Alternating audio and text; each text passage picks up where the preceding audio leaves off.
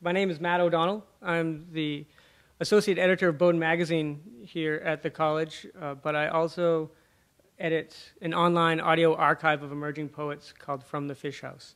It's very pleased to bring to Bowdoin tonight Tina Chang and Ravi Shankar to share their poetry with you. And we're webcasting this event live again, so hopefully there are some folks tuning in cyberspace. And as always, the reading will be recorded and then eventually posted and archived on the Fishouse website. So I'm going to turn it right over to Pat Costello, who is the president of Macmillan House, who's graciously hosted this event for us tonight, and he is going to introduce Tina Chang.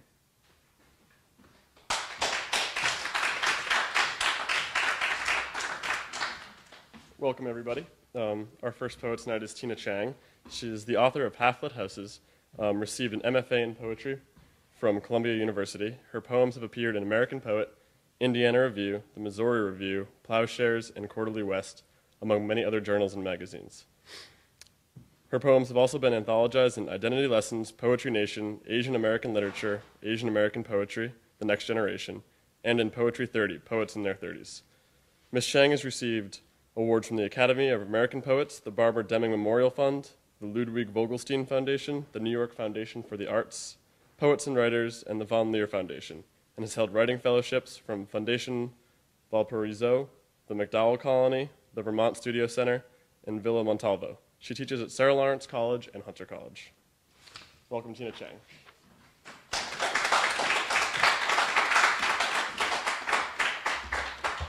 Thank you so much. Can you hear me? I feel like I can't hear myself. Can you hear me? Okay, great. I am going to be reading from a new manuscript of poems called Of God and Strangers, as well as from my book, Half-Lit Houses. Of God and Strangers contemplates internal and external dangers, and I often wonder about God or this higher power. It's not God in the Christian faith, but it's just the spirit that governs everything in this world. And I thought, what is the spirit like that governs this world? And I thought to myself, he must be drunk. So this is the prologue to Of God and Strangers, and he has very human qualities. Prologue. God had been to dreaming again, something mythic or fatal. He was wild with the need to have liquor. He filled a glass with spirits and lit the surface on fire. Raw and intoxicated, he knelt in front of his wide window and prayed. The stars were so close, and he felt merely a man, magnified as many times as the soul would allow. He looked at his ancient texts and felt neither blissful nor brilliant. Insomniac, he threatened, sang a little, tapped out a tune which rumbled a plain in northern India. On his 27th drink, he made an imprint of a dark angel in the snow. In his most sensual gesture, he touched his left hand with his right and made a blade. He cut down, made a being that was born with a mouth ready to drink poison, with a thirst for the unsayable. The moments melted into a paper cup or sea. The man watched the movement of water, lanterns riding on belief. He would believe farther. He would need cigarettes, feel his lungs giving out as if he had run across the hemisphere, stopped in an unnamed desert, where one fish struggled in an evaporated pond, one eye wide and pleading. And he would lay down, put his eye to the fish's eye, and drink the last of the water. So the manuscript continues on, but this next poem is inspired by an experience that I had this past summer. I went someplace called the Blue Mountain Center, and it's an artist retreat. And I don't know if anybody's been to an artist retreat before, but it's sort of like summer camp for artists. So I was there with composers and painters and sculptors and other poets and fiction writers. And you work on your art all day that after a while you just can't think anymore. The ideas are not coming anymore. And I don't know if anybody's ever experienced that before, but you just can't. So one day when I was experiencing this, another fellow poet knocked on my door and asked me to go for a walk. and she told me this story. And it just shows how one minute you could you not know someone, the next minute you know so much about them. And she told me this story that I could not forget and put out of my mind. And it's also a lesson that when you have no more ideas, just go for a walk. And sometimes that's the most helpful thing to do. This is called foraging and dodging. What does the stranger do but hold you in this sleepless state at the point you are trying to leave your life? What will happen once the storm has come and gone? After paradise is no longer paradise. Smell of him like a broken bottle of wine. We all want to be told something. Me, I listen. A good woman can say a lot. Signs along the way indicating trouble. A bad temper, a horseshoe print by the front door seared into the wood, a hidden pistol, mace under a pillow. So much to survive in this world. Your mother is no longer alive, and we could never assume anything about anyone else's pain, though how do we live with our knowledge? How the past holds on to us with its short leash and yelping. We pick strawberries by the highway, swollen with rhapsodic sweetness, blood color in the very center. We handed them to each other, feeling a weight. Toward the end of her life, your mother lived in a trailer by herself just outside of town. You might think that your life is shatterproof, not prone to breaking. Existence is a small lit match hurled toward you. You dodge it and smell smoke. You dodge it and imagine an alternate fate where fire was at the very center. You feel grateful. You breathe, then walk away, whistling. Some stories have a will of their own. This one is not so happy. Think of the horseshoe, the imprint it made when thrown against the door. Think of the woman who dodges it and keeps loving the man who threw it. Think of her driving away in the night, far from what she believes is devotion. Her imagination was once in that house, in the husband's weighted side of the bed as he lay snoring. Her imagination was the good food she stirred on the stove, aroma rising. This is called tension, when you don't know what will happen next, when the story has a closed mouth, when it travels forward or backward, when it drives over a wooden bridge, hearing the rush of water beneath, when it thrums to the thrum of what is crashing inside. It may sound like escape. It may have blue blood, a beautiful shut mouth, when it no longer lies to keep living, when it misconstrues touch for love, when it breathed and found its rhythm. How fruitful the day was. Her body shot through with life. As she drove away, the light on the road coming into her field of vision, as if life loved her back, as if she could have had a chance. So the manuscript continues on with this idea of danger and risk. And I thought, what could be more risky than the place of childhood? Childhood is a very risky place where we're fearful of most things, confronting most things for the very first time. This is called Story of Girls. Years ago, my brothers took turns holding down a girl in a room. They weren't doing anything to her, but they were laughing, and sometimes it's the laughing that does enough. They held the girl down for an hour, and she was crying like that, her mouth stuffed with a small red cloth. Their laughing matched her crying in the same pitch. That marriage of sound was an error, and the error kept repeating itself.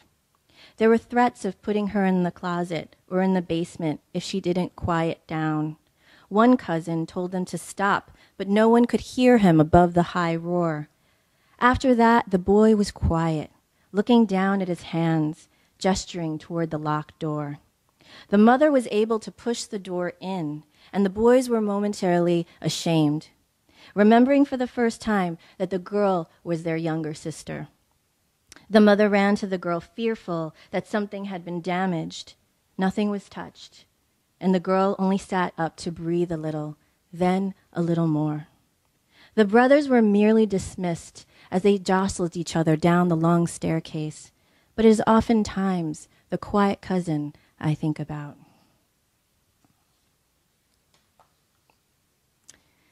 And then begins the poems that are sort of the complicated relationships with men and the world. And this is called What I Was Acquainted With Was Not Mine. What I was acquainted with was not mine, but I took to it anyway. He ruined it with whiskey and scissors. We were inside the pitch black, and I reached for him, the rib cage leading up. I'm the one who applauded when sound was needed. There were people in the back room whose presence fit into a keyhole. The image of two people folding into each other, the world's music thumping deeper and more vital when the room was occupied, when he was even and sober, back talk between his lips and mine. Inside the lick of me, somewhere between the unsure and the smack, two birds were ransomed in my throat. Late at night, I welcomed him, often offered him the hem of my skirt as if to say, pull here. He crushed me as he drank Grey Goose from the bottle, a mouth about to speak. There are rips and tears. I can hear it as a kind of calling. Mid-evening, it can be called a fever. Mid-sentence, it can be called a taste for danger. Open-mouthed, wanting, he unlaces her from her dress, the force of his hands that releases her from what binds her, the fragile stitch of an amateur's hand. This continues in that same theme, but I feel that every poet needs to write an Icarus poem. Everybody's very obsessed with Icarus, so I had to write one myself. And this one is called, I Demand That You Know My Flying. When you allow yourself to touch down, no mad Icarus, but just a woman, that's freedom. No longer needed to be cosmic, God among the gods. It's okay to lower, to lounge, akin to mud, to lie down with eyes closer to the base, rock bottom, below the sea, to get deeper down to form and its function. Below sea level, the whale, the shark fin, delve lower than that, you're at the earth's hot core. Lower than that, you're in bed, sleeping soundly after a night on the Lower East Side. Lower than that, and you're at a bar called Hell. After you've hunted yourself down, beast locked inside your beast heart, disco music, old school music, you've gotten past it all, the lyric nonsensical now. La la la goes the melody when you love what the earth discarded, when you ripped the song out of the earth's throat and slept with it, and you hummed, and it hummed back. I took a trip to Baguio last year. Baguio is in the Philippines. So there's the mention of a couple of cities here, Baguio and Cebu. And a jeepney, I don't know if anybody knows what a jeepney is, but a jeepney is a cross between a jeep and a bus. And it's just the way that people get around in the Philippines. And at this time, I was sadly going through a breakup at the same time that I was making this beautiful visit to the Philippines. There is a rumor that in the Philippines people eat dog. Jessica Hagedorn tried to address this by writing a very famous book called The Dog Eaters. People in the Philippines don't necessarily eat dog, but I was curious about it, and someone had brought me into a market in a dark alleyway to show me that they do exist. Some people, I think the poorer population might eat them, but not the entire population. So I just wanted to make that clear. Baguio. Each one calls the other crazy, bent down to some bright need. The butchers with their smeared aprons croon with knives. I watch the dog's face hover in a dream. The skin is lighter than you think, unraveling like transparent paper, halos stacked in a corner. I am still holding your hand, listening to the expert humming of the butcher, who sings while he cuts. I would like to think that we did not come here to say goodbye. My loving you is the swinging single bulb above these bones where I leave myself in this alleyway with you. I'm averaging that I love you best when the animal has been stripped, teeth bare, meat singing too. I imagine the pig's face and the cow's face existing side by side on the farm beyond this town. Their blank stares as they are shepherded into the truck. I want to go to Cebu tomorrow. Instead, we'll ride in air-conditioned taxis. Instead, we'll watch the maid wax the floor with a monstrous machine. The day we fought, the rains came down, and I rode a jeepney alone through a city I didn't know. One street led to another until it was night, until I got off with bags in my arms, food in cartons, sauces dripping, walking in the direction of my greater need. What is the force that makes me continually lost? What is it that I want in all these disappearing cities? At night, I wind up back at the hotel, where the lights blink red, red, into the insular heat of our room. The Baguio sky is mute, the vendor calling to the higher windows. And I think I'll read a poem from my book. This book is very different from the second manuscript. This book is called Half-Lit Houses, and it concentrates on a young girl's life. She loses her father at a very young age. So in this particular poem, in her imagination, she travels backward to Hunan, China in the 1930s. My mother's family had servants. Back then in China, it was very common for people to have servants, even people of middle class. They had two servants named Li Sao and Li Jia, and they were forbidden to have a love affair while they were forbidden to fall in love while they were working in the home. And then years later, many years later, and just very recently, a few years ago, we had found out that the man, Li Sao, had died, and they had been married the entire time. Not only did they fall in love, but they got married. So it's sort of my ode to secrecy. This is called Servitude, Hunan, 1938. She takes one breast out of her silken undershirt, like a secret, a warm brown egg, and places it into his open mouth. His body is hammocked and floral cloth tied to her bosom. August sweats at the base of her neck. She gives away her milk to a child she calls Xiao An, smallest night. She wishes he were her own as she crouches in a field, separating rotted stems from dried tea leaves. I think of unraveling her two long braids when I do the chores, chasing the crazed chickens with their throats cut, stringing them by their feet to the front trees, bodies dripping with leaves. The air smells of wild blood everywhere. Tonight, after she has swept the stiff crickets down the back steps, after I've washed dung from my fingernails with ginger, she will come quietly. We will lie down on woven straw mats and watch the hanging branches scrape against the unarmed sky. She puts her fingers to my lips. I smell smashed guava and lilac powder. I eat what she brings me, bits of pig knuckle and mushrooms collapsed in brown sauce.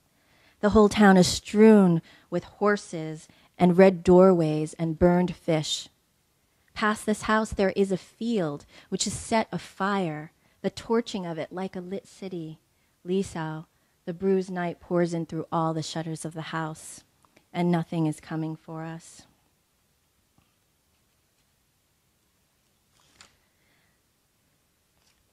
And this is part of the final portion of this new manuscript of God and Strangers. And the last portion of it sort of moves from the intimate moment between a man and a woman to the intimacy with the world at large. And it begins with this italicized portion. Love is scripted, the definitions of which are scrawled on secret ballots and placed by hands into slots in a country where people are voting. The boxes are stuffed, overflowing with various shapes and sizes of paper and handwriting that is curled, illegible, smudged. The papers reveal something important about love, though the answers remain unknown.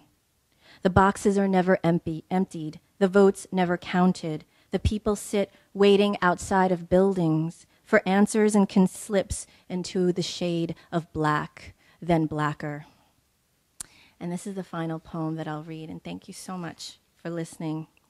I wrote a series of poems this past summer based on newspaper articles. I think it's very important to read papers from all around the world.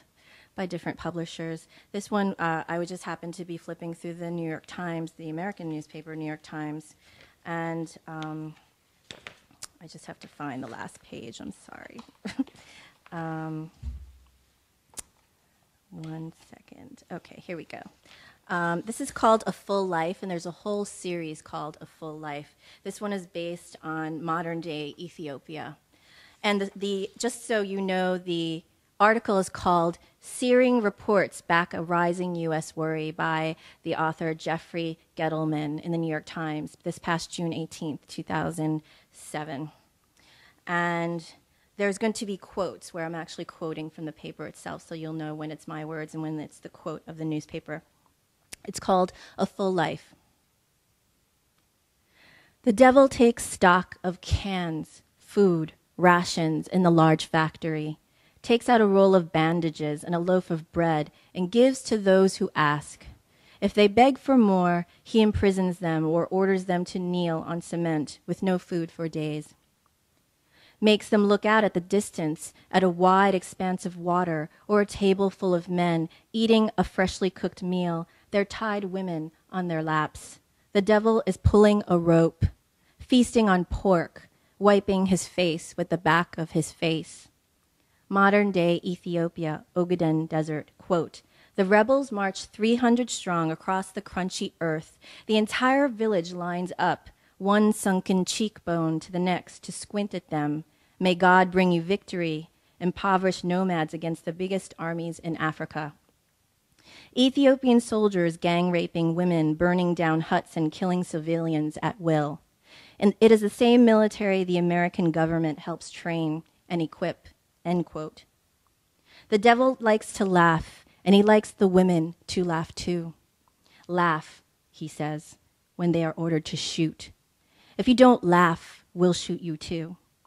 The devil wears a mask with a hole for the mouth, painted cheeks like shining silver dollars, eyebrows locked in their official pallor.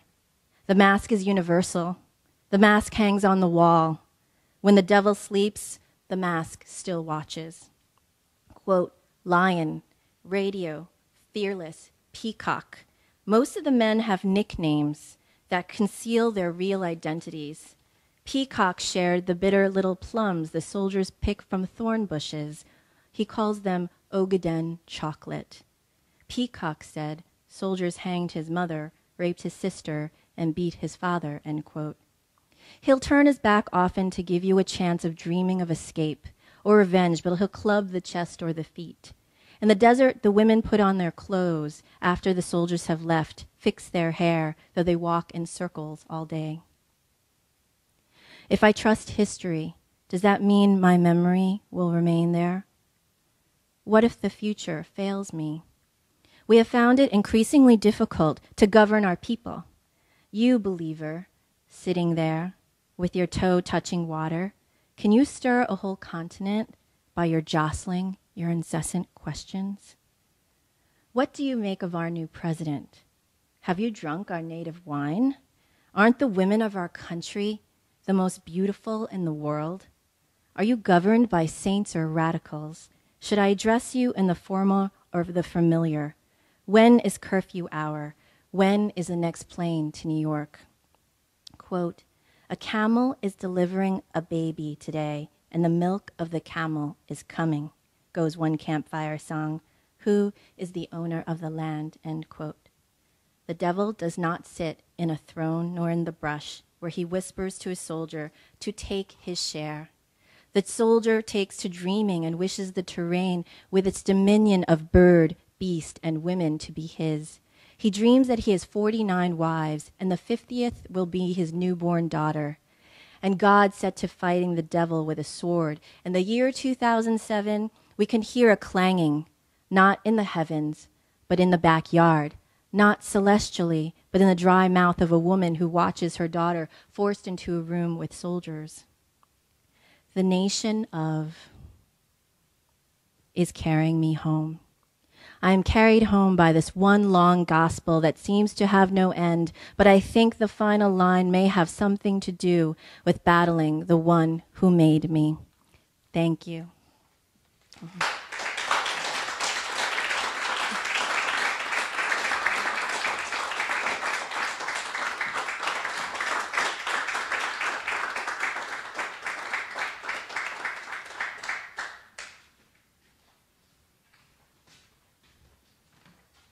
Tina. Our second poet tonight is Ravi Shankar.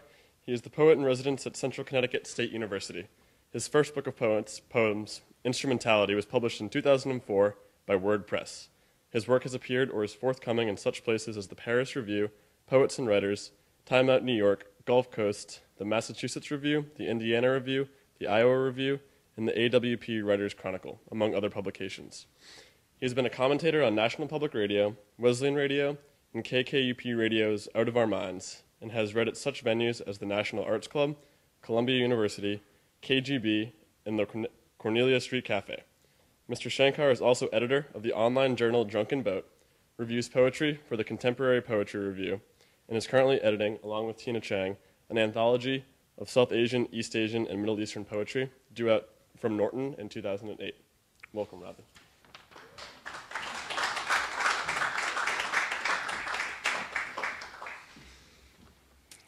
Thank you all for coming, for braving the elements to arrive, although I've been told that this rain is nothing for true Maine residents, so probably didn't dissuade you. I'm glad you mentioned that anthology, which we actually just delivered the final edits for today. So it's a kind of a celebratory moment for Tina and I. And if you're interested in international poetry, it's called Language for the New Century. It'll be out with Norton in April 2008. It has great range of over 400 poets from 55 countries. But I just want to begin by thanking Matt for inviting us here and to remind you that you have this great resource at your disposal, which is Fishouse. I think it's really extraordinarily vital archive of some of the best voices in poetry writing today. And so I'm very pleased to be here today. And I think I'll begin by reading a couple of poems from the book, and then, like Tina, I'll read some newer work. And I just heard from Matt that they're publishing an anthology of their own, which you should look out for. And interestingly enough, the poem of mine that they're going to include is a poem that I've always felt intuitively worked well in the air, but it's one that I normally never read at readings. I'm not sure why. So I think I'll begin with this poem. There's one term in here, oviparity, which is just the expulsion of eggs by fish that, before they're fertilized. So that's a slightly biological term, I guess. Spangling the sea. Ruffle and tuck, river fabric wags doggedly towards ocean, heaping surface on surface, its cadence a gown. Perpetually beneath lurks stillness, a calm inseam sewn by handless needles, distinct from yet part of the sequent design that glints iridescent now, then dark as pine. Between silt and waver live many denizens of the deep, zigzagging shiners, freshwater drums, tessellated darters, grass carp, a kaleidoscopic plenitude that yaws and rolls among root wads and bubble curtains drawn in riparian terraces, hinged vertebrae whipping back and forth in an elastic continuum, displacing the fluid milieu, enabling them, polarized or not, to scull along in schools. Nothing in outer space so bizarre as episodes underwater. The guild emerged from bouts of massive oviparity, staged upon plankton columns where some fry turn larval, while the majority never leave the sure rot of egg sleep.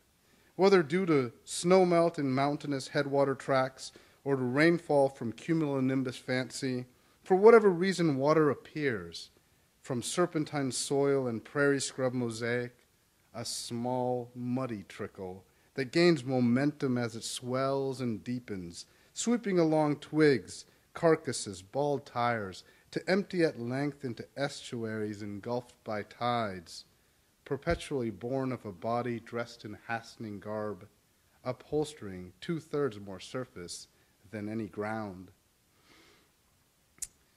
And I think I'll read a sonnet also. This is the final poem in the collection. This is called Misty Blue.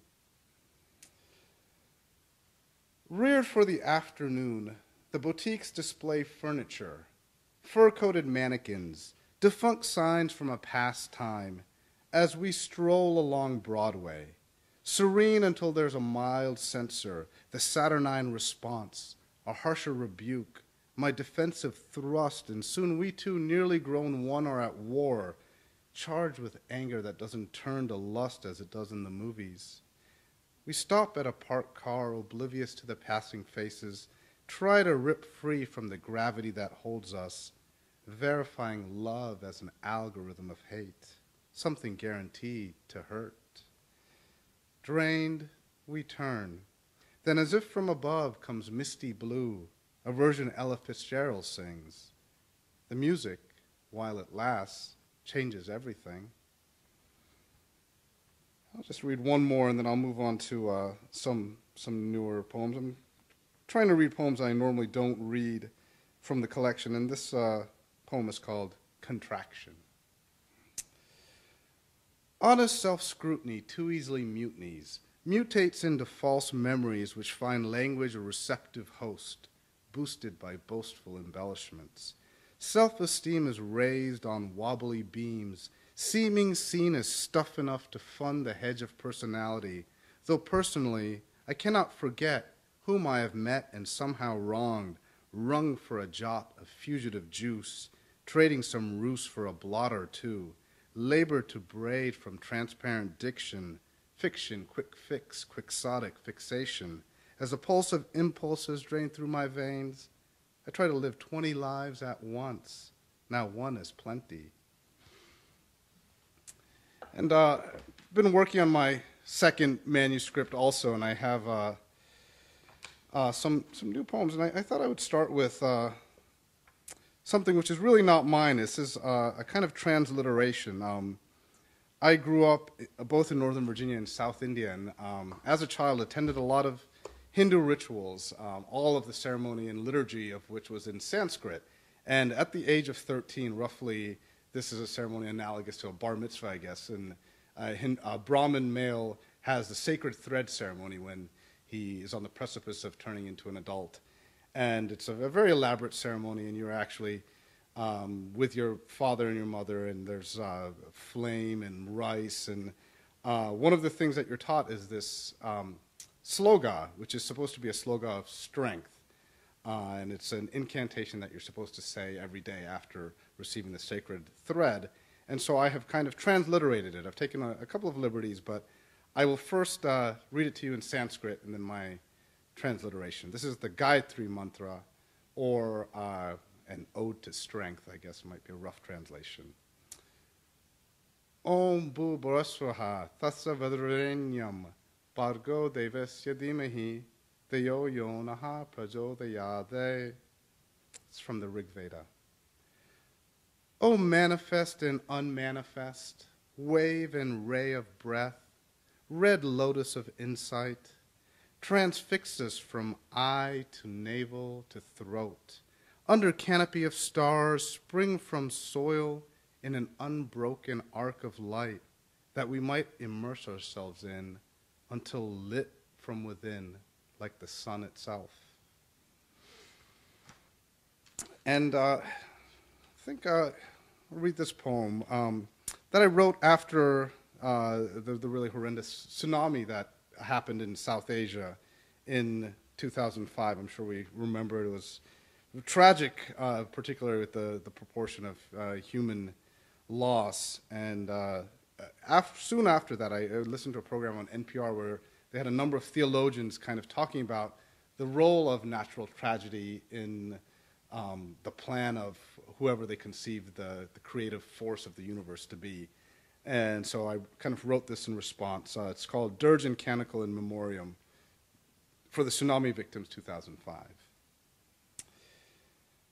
The earth, like its inhabitants, is stitched together in pieces. Plates that rift in time might move a centimeter in a year, else suddenly judder 15 meters in half a second, triggering walls of water that first recede like intake of breath. How many breaths permeate each second? A stretch of sea no eyes should behold, exposing glistening kelp, convulsive fish, sedimentary curiosities, bits of bracken, drawing onlookers on when they should be fleeing for higher ground, when warning should have sounded. A stretch of sea accelerated to Learjet speed, overflowing the shore in hissing torrents to uproot trees topple minarets, smash sewers, tear railroad trestles into snarls of metal, splintering, rending, dragging object or person with such force no formula can fathom, no theologian adequately explicate. How render that force without making it aesthetic? There's no adequate word for grief, pushed up against the very edge of the unutterable like a doorstop. There's no song that could begin to placate, but we will lift our voices in chorus together nonetheless. Prayer is intention raised to a sharp note's keenness. Song is a flare shot from dark to dark, a tendril. For the Buddhist, everything is impermanent except Dharma, and one may never know when the next wave could come. Storm hands abrade the horizon. There's nothing you can do about the world except to let it go. For the Christian, nature's wrath arrives to remind each soul it must repent. Cursed is the ground for your sake. Both thorns and thistles shall it bring forth for you. For the Hindu, reincarnation's chakra spins from destruction to creation and back again, until all beings return to blissful source. Luminous is Brahman who dwells in the cave of the heart, far beyond what is far, yet here very near at hand. For the Muslim, the divine essence is immanent and beyond imagining, forbidden for us even to ponder. There is no God but God. For the humanist, suffering matters not to the earth's molten core. Only survivors have something to recover. Based on geotechnical analysis, the releases of stresses between plates is responsible for the magnitude. For the Sri Lankan girl who has lost her family, whose school has been razed, the rice paddies she helped cultivate submerged in fetid water, the village littered with glass shards, car parts, rotting carcasses of stray dogs, none of these explanations suffice. Water susurrus will never sound the same. What has been lost will never be found. Let this music stand on her behalf. Prayer, tendril, flare, song, beating salt on the shore to the time of an individual heartbeat, multiplied by 200,000 impressed in our minds like grooves in vinyl, like mountain ranges in the air, that it might have been us except for a toss of dice. A song whose pitched notes preserve the undulation of fishing boats tied to the dock, the feel of sand grains against the soles of children's feet, the aroma of mustard seed and coriander simmering in oil, the curve of a dome mosque against reddening sky, snippets of Urdu, Indonesian, Tamil, Thai. The bones of bodies were made from stars. We're not so different, you and I. There's no adequate word for grief, but we will lift our voices in chorus together nonetheless. And to kind of change the mood a little bit, I have here, if I can dig it out, a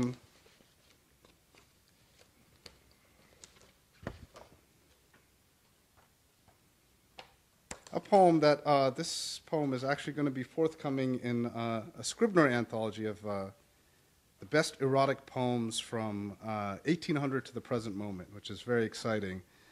This is a poem called Lucia.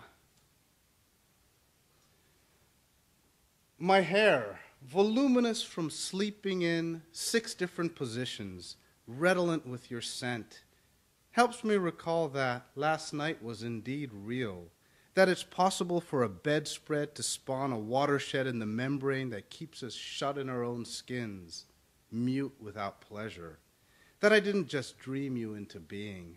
You fit like a fig in the thick of my tongue. Give my hands their one true purpose. Find in my shoulder a groove for your head. In a clinch you're clenched and I'm pinched. We're spooned, forked, wrenched, lynched in a chestnut by a mob of our own making, only to be resurrected to stage several revivals that arise from slightest touch to thwart deep sleep with necessities I never knew I knew until meeting you a few days or many distant voluptuous lifetimes ago. And perhaps in keeping with that theme, this next poem is called Ode to Quickies. Lunch hour. The time it takes to meet in anonymity leaves no more than 40 minutes.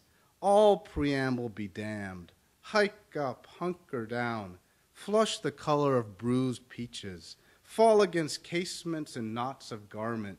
Tilt towards me so I'm exposed while you rove a grove that grows in plum with each sucked-in breath, while wordless communiques flash between us.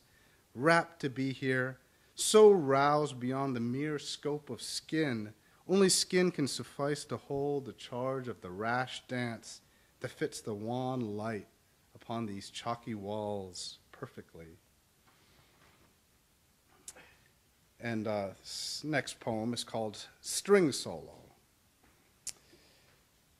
Is it a sound, thrush gasp or throaty whimper you keep wrapped in wax paper for midwinter nights, 2 hands and a vowel for company? Do longed-for fragments sing long enough to tilt wheel on axis, spill? Slip-strap, tippled glade, lace and fretwork, slow bloom of shoulder blade, clasp to unclasp, lamplight on hair sheen, orchids blooming at the wrist, gullies to swim in, the hour elongated, shivery, a smell to carry off on the thumb, peaty and overripe but disappeared too soon, turned muzzy. Jutting into the hour like craving for marmalade, how thickened past touch the pastiche, an urgent inclement burst of syrupy weather that drenches the doer in doing, a mellifluous jagged syntax that when recalled will not be real, not even close.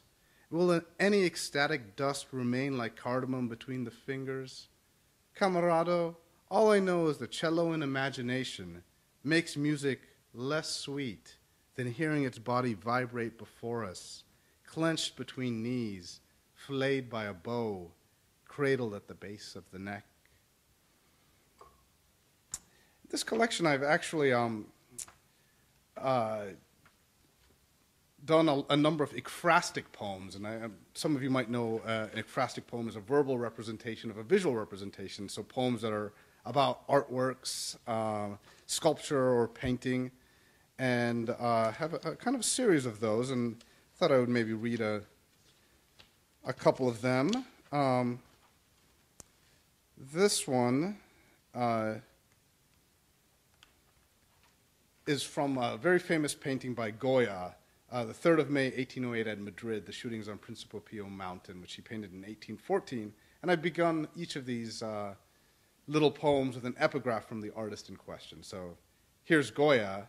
It is not easy to retrain the instantaneous and transitory design that issues from the imagination. When they come for you, cassock-capped, in lockstep, carrying the black eye of death against their shoulders, how will you react? Bending low, earthward, hands interlaced in supplication, eyes pleading for mercy from the uniform striding towards you, or brandishing a fist, jaw clenched, resolute with bright inflections of hatred, with your face deep in your hands, blinded, telling yourself, this can't be happening. No, my life was not meant to end like this. Or hiding behind someone, anyone, hoping that somehow you're missed, that they run out of ammo, that your neighbor will take the bullet meant for you and you'll escape. Or will you fling out your arms like a father, receiving his son home from traveling abroad, elated to know an end to all journeying?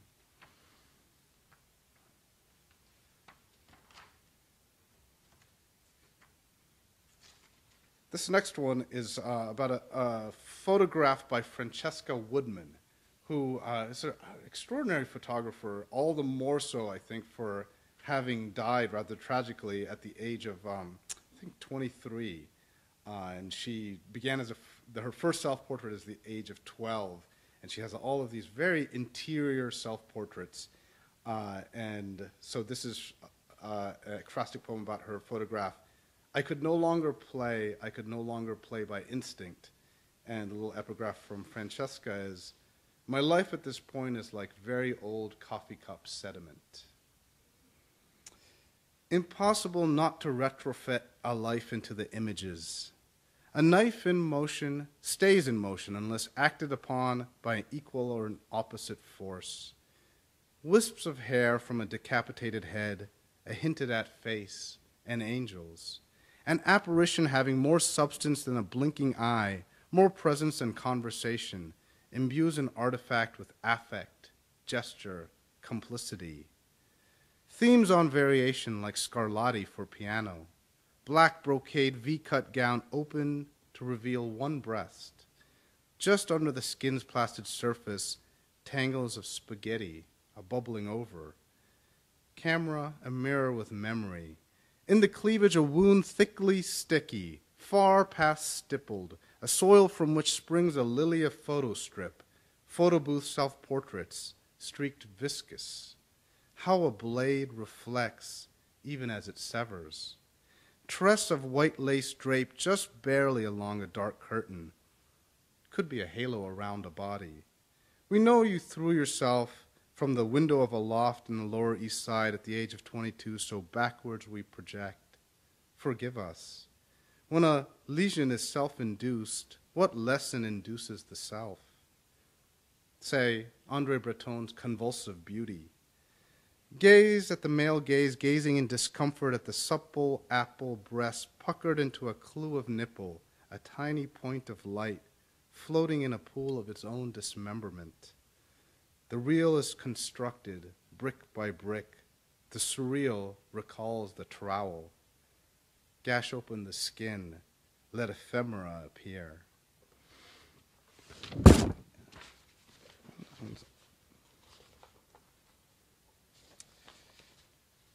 And I wanted to read this poem. This is actually a very ancient form, and yet it's also a very postmodern form. And this is a cento. And I don't know if anyone knows the cento, but it is a word that means patchwork, and it's literally quilted from other sources. So none of the words in this poem are actually mine. It's an ancient form. I think Aristophanes wrote the first centos, collage out of pieces of Aeschylus's poems, but of course it's also a very postmodern activity. You think of William Burroughs doing his cut-ups, or some of the automatic writing exercises that the Surrealists did. So in this particular case, all of the sources come from sitcoms.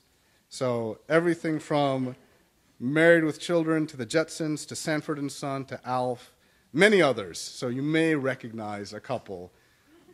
This is called Sit Composite Cento. None of it is mine. You rang. Are you out of your orbit? I will not talk to you while I have a TV. I'm still recuperating from your last plan. Why don't you just stick an apple in my mouth and barbecue me? Well, it's a bit disturbing to see the team's love doctor hit the ground and cry medic. What a revolting development. I could put your face in some dough and make me some gorilla cookies. It's a dog-eat-dog world, and I'm wearing milk-bone underwear. Just once, I'd like someone to call me sir without adding you're making a scene. Can you explain the valet parking in the driveway, the flashing vacancy sign in the front of the house, the billboard on Route 41? How come we overcame and nobody told me? When she threw that toupee out the window, it was the best thing that had ever happened to me. If the guys at work saw me walk in with that, they'd think I turned into an English fruit, gayer than a French horn, a naked fat guy with a bell and a bucket. Hold it, pussycat, I'm on a roll. Stop ventilating. Eat your salad before it goes cold. Responsibility isn't a sickness, it's an art. Did anyone ever tell you you have the voice of a songbird slowly drowning in tar? Hey, I'm not the dreamer, I'm the dreamee. People in stucco houses shouldn't throw quiche. I'll jump on you and stomp a mud hole and then stomp it dry. Do bears bear, do bees bee. The ability to witness two men stand toe-to-toe in the spirit of sportsmanship and pummel each other into insensibility is what separates us from the animals. Who needs TV? We've got our days of our life right here. And I think I'll just finish up by reading a few of these very short little poems I've been writing. I call them pastorals, and they're all roughly, in fact, they're exactly the same shape. They're all 4 tercets, 4 3-line stanzas. They have to do with both natural and artificial phenomenon. And I'll just read a few of these. Maybe I'll start with, since I'm coming from Connecticut, one of our great cultural beacons. This is Mohegan Sun. Where Uncas once wore a wampum collar, hand-carved from purple quad clamshells, a mammoth anodized rose looms, reflective and stainless off the interstate. Come play, a bunting stretched over the road trumpets, and to descend the climate-controlled elevators into the clockless gaming floor, pulsing with color, is to uncover a spectacle broadcast on a wall of monitors, the 4th circle of hell, where avarice and excess roll boulders back and forth from Slotopoly to the baccarat table. Time and again, I lose. This next one is called Cascades.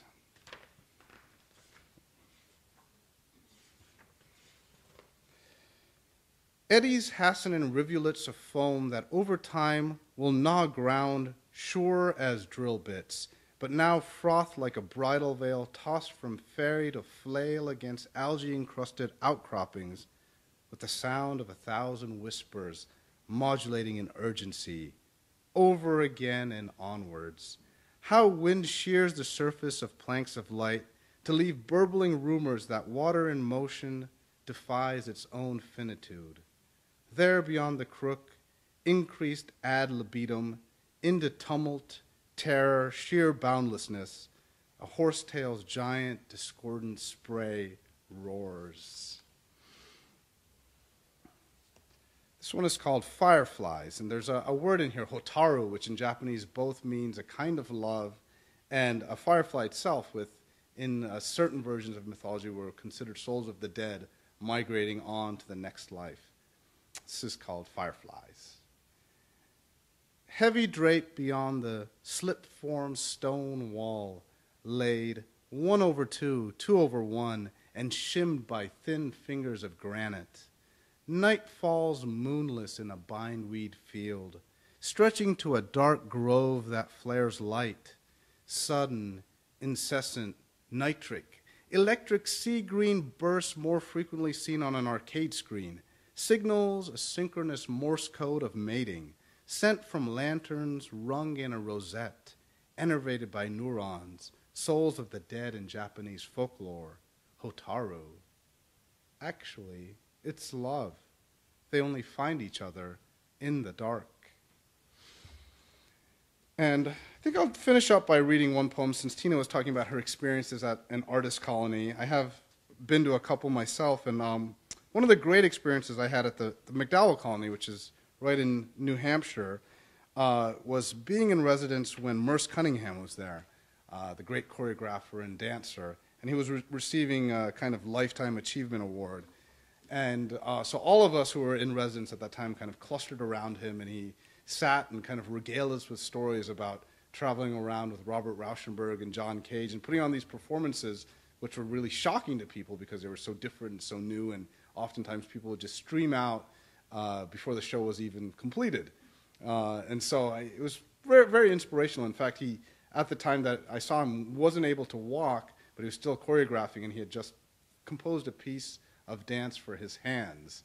And I think that you can see that on video. So anyway, this will be my last poem, and it's for Merce Cunningham. It's called Movements. What an endeavor, 9 of you touring in a VW van, bringing new forms of elasticity into being on stages where the crowd, if they came at all, would not stay long enough to realize they were witness to history in the dancing, conjunctions of chants and music, sets, steps the likes of which had never before been choreographed, hip jut, asynchronous strut, feline pounce, convulsive pirouettes, collapses, The appearance of notes on a prepared piano, giving way to silence that was really the sound of moving feet. Women flowing continuously, men in spurts, around, together, apart, together, in between, over, around, with calves stretched, torsos contorted, wrists flung out from behind ears like freestyle swimmers, squeezing every last ounce of speed from their long strokes, not telling a story, but articulating each movement in full before falling away, rising into the next instant, not knowing beforehand how it might feel to respond to the music, revealing that in costume, on stage, in motion, bodies need embody nobody save beauty.